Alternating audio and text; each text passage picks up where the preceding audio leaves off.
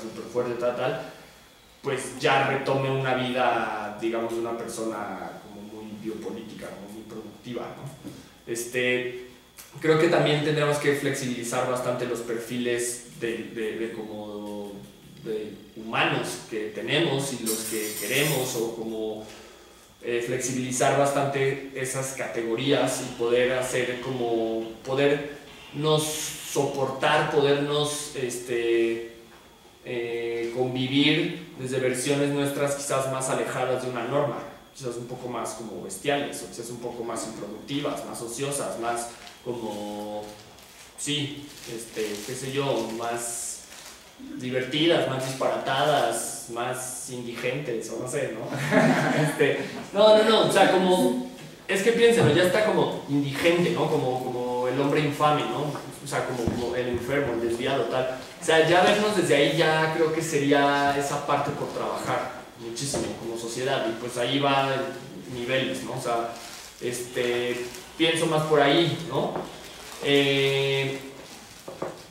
Y en este sentido, pues el que uno, digamos, incursione en esos espacios, que trabaje con estas poblaciones, que trabaje en los hospitales, en las clínicas del Estado, en las instituciones como tal, también es fundamental. O sea, introducir estas miradas tipo más psicoanálisis, tipo más de psicogenética, tipo más antipsiquiátricas en la misma institución, y no desde fuera crear este tipo de espacios donde se reciban personas, sino desde dentro también, desde la propia, o sea, pensemos no solo la teoría, sino las instituciones como un espacio en disputa que también nosotros nos mereceríamos, porque creo que mucha la tradición antisistema, pues justo hasta la palabra es pesadísima, ¿no? O sea, como que quiere hacerlo todo por fuera, ¿no? Como irnos a la montaña, a la selva, y ahí entonces, y hacer la resistencia, pues sí, donde nadie se entera de ti, pues hasta conviene que estés ahí guardadito con tus amigos, porque pues ya no le estás haciendo, ¿sí?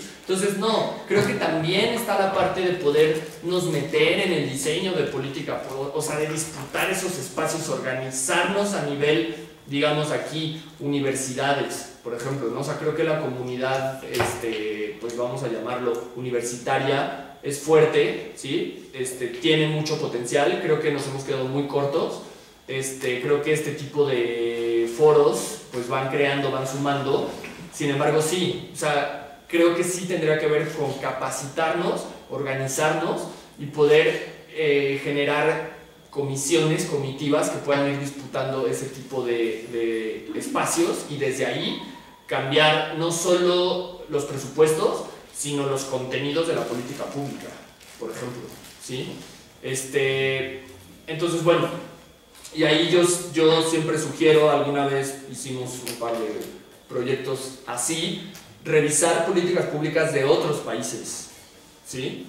Porque uno está muy latinoamericanizado, al menos muy mexicanizados, de que creemos, por ejemplo, que la contaminación es así en todo el mundo, y afortunadamente no, ¿no? O sea, afortunadamente hay muchos países que en educación, en salud mental, en ambiente, qué sé yo, o sea, sí realmente han hecho cosas como alternativas bastante diferentes e interesantes. Entonces eso también nos comprometería a revisar otras experiencias, en este caso de salud mental, de otras naciones, incluso de modelos que ya fracasaron, pero que en algún momento pudieron funcionar, y poderlo incorporar y retomar. Sí suena como una tarea así difícil, complicada, pero creo que también pues no hay mucho más por hacer, sino, o sea, comprometernos con ese tipo de acciones, o sea, porque también tampoco hay tanto margen de poder hacer como muchas más cosas, ¿no?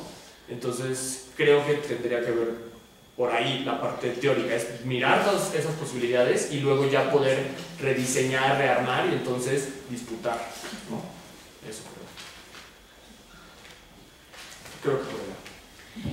Me pareció muy pertinente lo que comentaban de que hay como ciertas cosas que parecen progreso pero realmente no lo son, y justo estaba pensando en el tema de la discapacidad, estas leyes que acaban de autorizarse, la ley de síndrome de Down, la ley de autismo, y ahorita están en pelea por la ley de salud mental, justamente. Entonces siguen apareciendo estas figuras, el abogado, justamente, comentaban, pero sigue también tomando de aquellos de la ciencia, ¿no? Soportando una ley pues, de los doctores de la ciencia, ¿no? Entonces es como, pues, ¿para qué va a aplicar esa ley? Pues obviamente para quien genéticamente tiene síndrome de Down, ¿no? Sí. Y para quien no sé desde dónde lo están verificando, pero tiene autismo. De que para mí eso, bueno, también es un concepto que se han inventado totalmente y se han generado las neurociencias y la pedagogía está intentando sobreespecializarse para atender a los autistas, ¿no? Y ahora la ley de salud mental pues igual, pero viene todos estos grupos de activistas que gracias a Dios tienen enfermedades mentales y que están luchando porque esta ley no pase, ¿no? Pero que seguramente va a ser así. Entonces me hizo mucho clic lo que comentaban, que pareciera un progreso en términos de derechos, pero realmente no lo es, ¿no? Siguen otra vez es lo mismo, ¿no? Basándose en los médicos, en la ciencia, bla, bla, bla.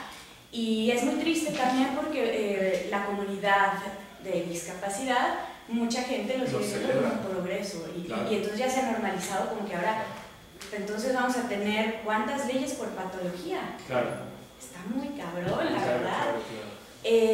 Bueno, por esa parte me hizo mucho clic todo lo que ustedes comentaron y yo soy trabajadora social y justamente estoy como en la parte de empezando a entender, criticar como la disciplina y estoy entrando a leer la parte de las prácticas anticapacitistas, ¿no? Entonces en trabajo social, igual como en muchas disciplinas que están en la práctica, como la psicología y la pedagogía, también habría que revisar, ¿no? ¿Qué se está haciendo a partir de ahí? Porque en la teoría se tiene pues bastante, ¿no? De dónde echar mano cada vez más, pero en la práctica a veces es difícil bajar toda esta teoría y hacer realmente un cambio, ¿no?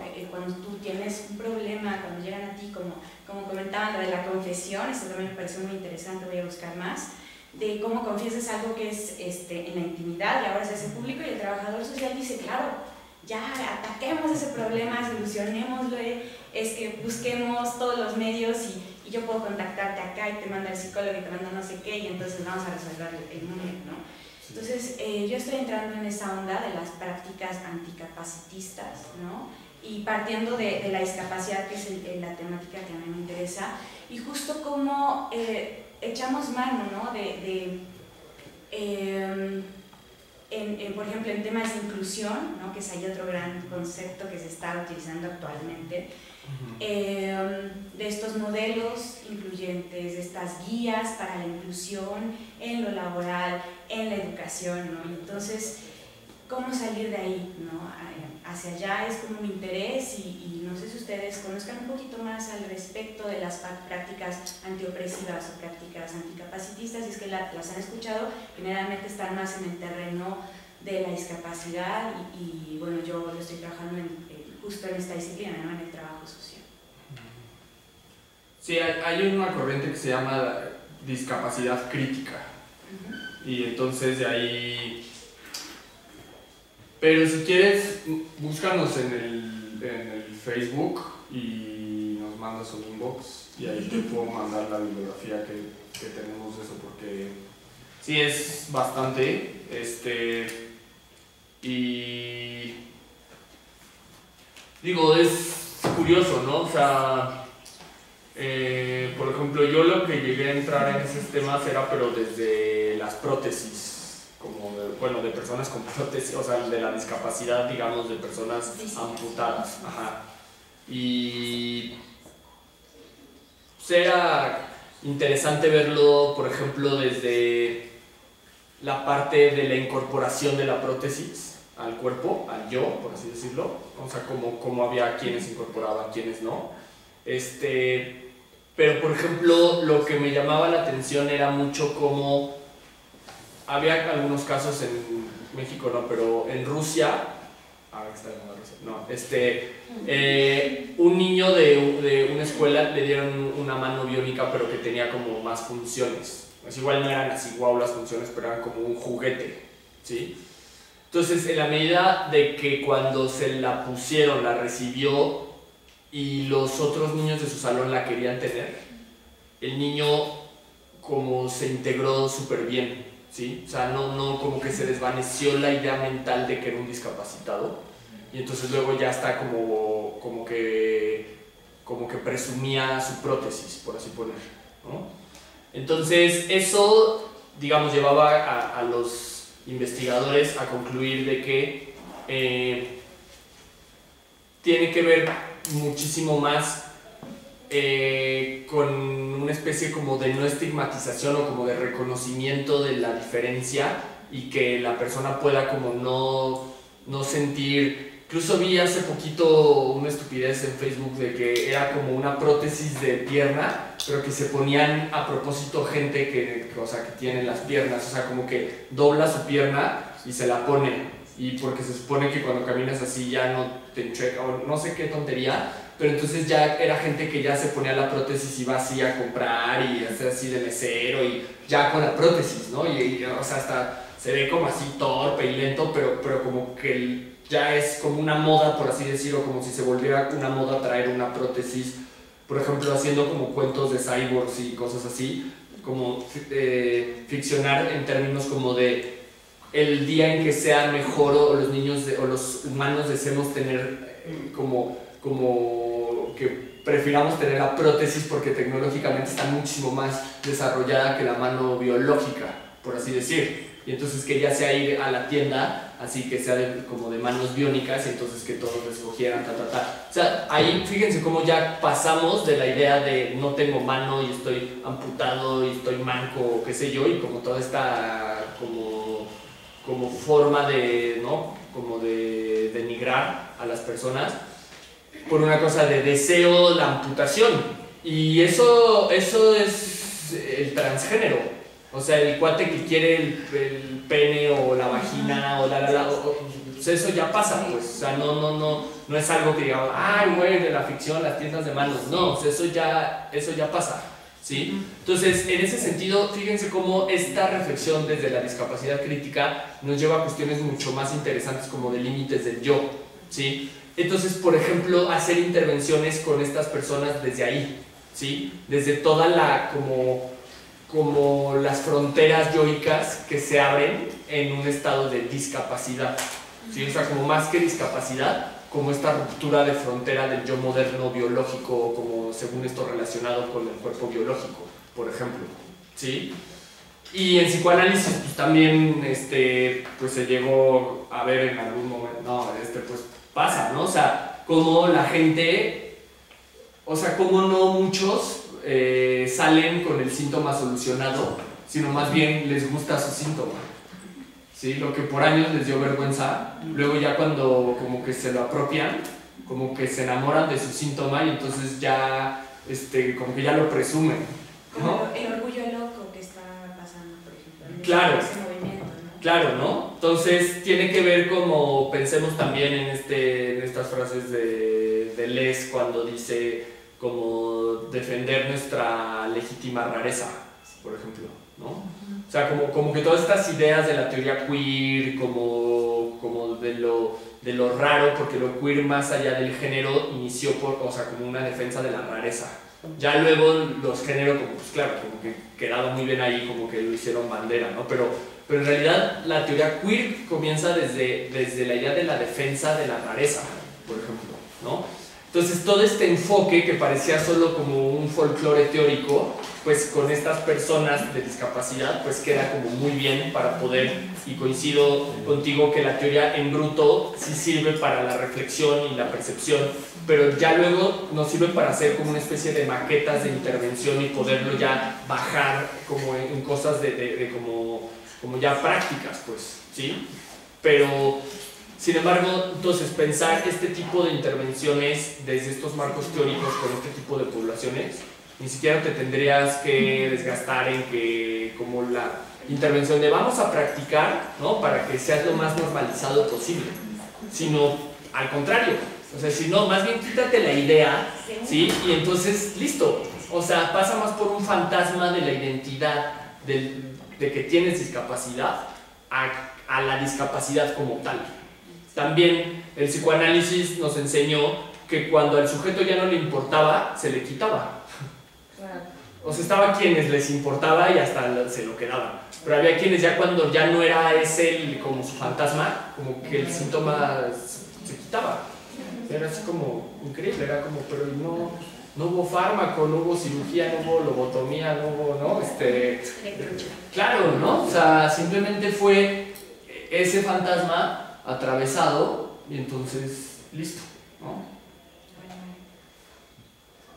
Ahí nada más agregaría, de hecho creo que es en el poder psiquiátrico el texto de Foucault, las formas de intervención también han variado a lo largo del tiempo y algunas curiosamente empiezan a reactualizarse.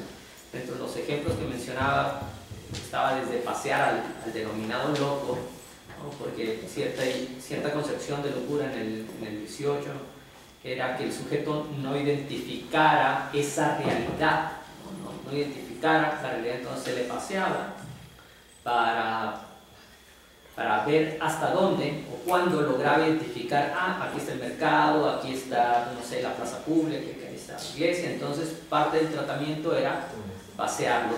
Y otras formas de intervención, incluso la idea del teatro, también ya la presenta Foucault en ese texto, repito, en el 18, 19, ya se utilizaba la idea del teatro como una forma de intervención. El desarrollo del propio discurso, Disculpa.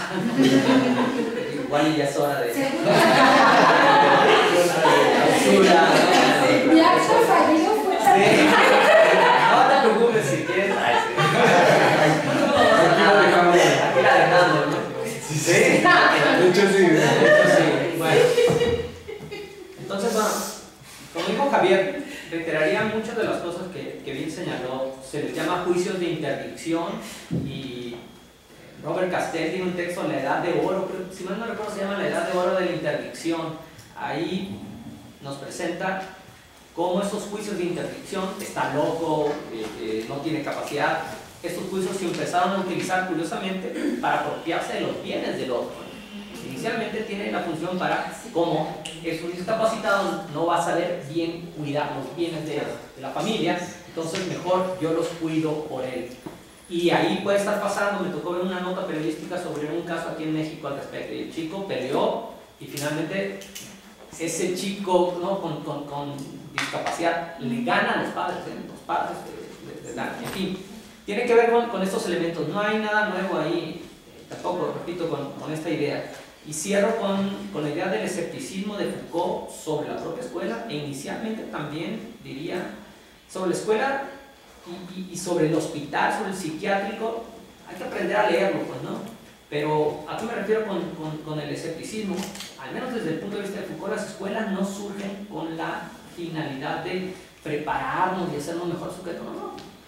De nuevo, época de el desarrollo industrial, hay que ir a trabajar a la fábrica. ¿Qué hago con el enfermo y qué hago con el niño?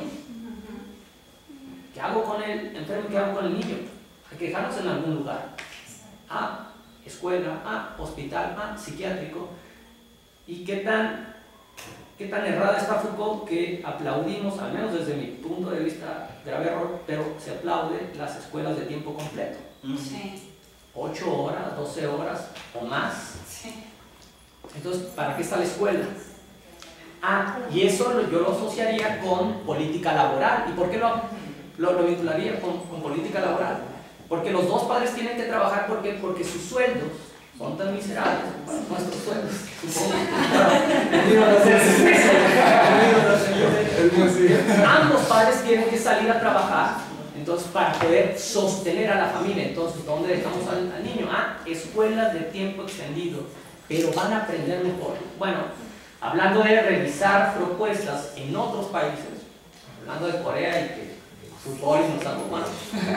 6 horas, creo, 4 o 6 horas de educación. O sea, no escuelas de tiempo extendido. Y el gran desarrollo a nivel educativo, entonces, es producto, o al menos parte de ese desarrollo está no en este uso muerto, torpe de las horas, pero, repito, sueldos miserables, política laboral, que no permite que entonces la interacción entre padres e hijos pueda darse. Y desde la psicología, esta falta de interacción entre padres e hijos, curiosamente, va a generar, se supone, ¿sí?, problemas en el niño, es decir, en el adulto futuro. Entonces, ¿estamos solucionando nuestros problemas a futuro? Pues no, claro que necesitamos entonces más centros de reducción. ¿Por qué? Porque entonces con esta política de tiempo extendido vamos a tener generaciones pues, más dañadas. Psicologizando.